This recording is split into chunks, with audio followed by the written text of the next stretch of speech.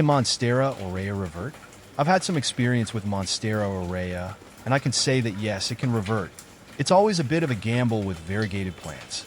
I've seen it happen where the beautiful yellow variegation starts to fade, and the leaves begin to turn more green. It's a bit disappointing, but it's just one of those things that come with the territory of caring for variegated plants. To try to prevent reversion, I've made sure to give my Monstera Aurea plenty of bright, indirect light, as this can help maintain its variegation. Is Monstera Aurea stable? From what I've observed, Monstera Aurea isn't always completely stable. While some leaves can come out with stunning variegation, others might not be as vibrant or may even lack variegation entirely. It's kind of a mixed bag. I've had some new growth come in beautifully variegated, only for the next few leaves to be more plain. It's part of the charm and the challenge of growing this particular plant. I've learned to appreciate each leaf for its uniqueness. How to propagate Monstera Aurea. When it comes to propagating Monstera Aurea, I've found that it's pretty similar to propagating other Monsteras. I usually take a cutting that includes a node and an aerial root if possible. Then, I place the cutting in water or directly into a well-draining soil mix. I've had good success with both methods, but I tend to lean towards water propagation because I love watching the roots develop. It takes some patience, but once the roots are well established, I transfer the cutting to soil and make sure to keep the humidity high until it's settled in. How to care for Monstera Aurea. The Monstera Aurea is a beautiful and coveted houseplant. Here's a guide on how to provide it with the proper care to keep those stunning variegated leaves thriving. Light, bright, indirect light. Monstera Aurea thrives in bright, indirect light. Avoid harsh direct sunlight, especially during peak sun hours, as this can scorch the delicate variegated leaves.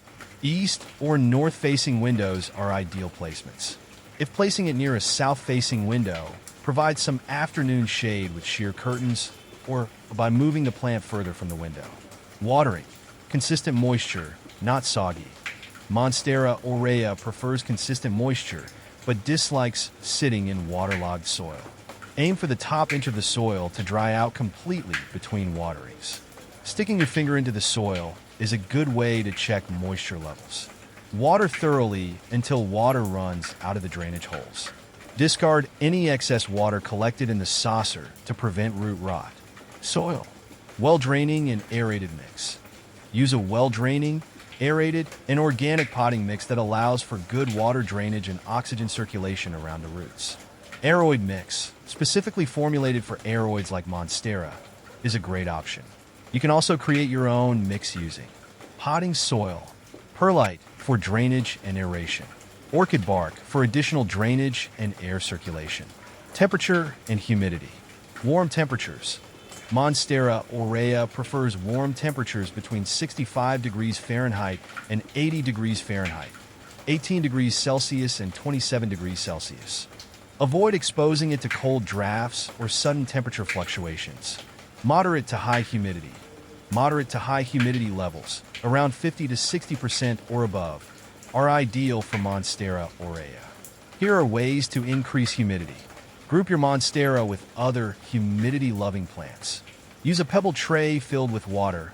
Avoid letting the pot sit in water. Use a humidifier to increase the overall humidity in the room. Fertilizing. Balance fertilizer during growing season. During the growing season, spring and summer, you can fertilize your Monstera Aurea once a month with a diluted, balanced liquid fertilizer. A balanced fertilizer formulated for houseplants works well. Reduce or withhold fertilizer during the winter months when the plant's growth slows down. Additional tips. Wiping leaves.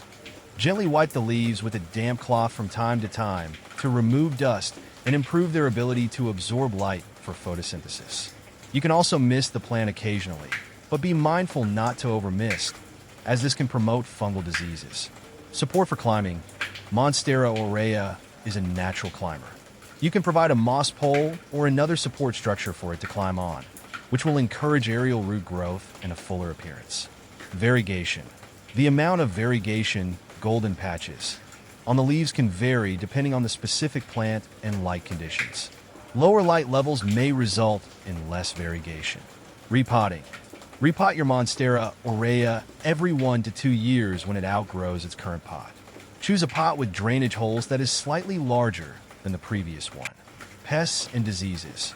Monstera aurea is generally pest and disease resistant, but watch out for common houseplant problems like mealybugs and root rot. You can treat mealybugs with insecticidal soap or neem oil. Address root rot by carefully repotting the plant in fresh, well-draining soil.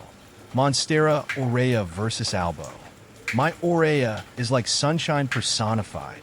The bright yellow variegation adds a real pop of color to my living room.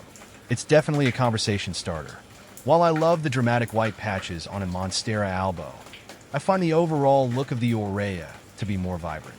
Monstera aurea versus Deliciosa. There's no competition here. My Deliciosa is a lovely, classic Monstera, but it can't hold a candle to the stunning variegation of the Aurea. The Aurea feels more unique and special, even though caring for both is pretty similar. Monstera aurea versus Thai constellation. This is a tough one. Both the Aurea and the Thai constellation have gorgeous variegation, but in different ways. The Aurea's is a solid yellow, while Monstera Thai constellation has a more speckled, constellation-like pattern with cream, green, and sometimes even a touch of pink. I guess it depends on the vibe you're going for. Right now, I'm leaning towards the sunshine of the Aurea, but the Thai constellation might be next on my wish list. Monstera Maryland versus Aurea. The Maryland, with its classic green leaves and creamy white variegation, exudes a timeless elegance that makes any room feel sophisticated. On the other hand, the Aurea's striking yellow variegation adds a vibrant pop of color that's hard to ignore. While the Maryland might appeal more to those who prefer a subtler, more traditional aesthetic, the Aurea is perfect for those who want their plant to be a bold statement piece.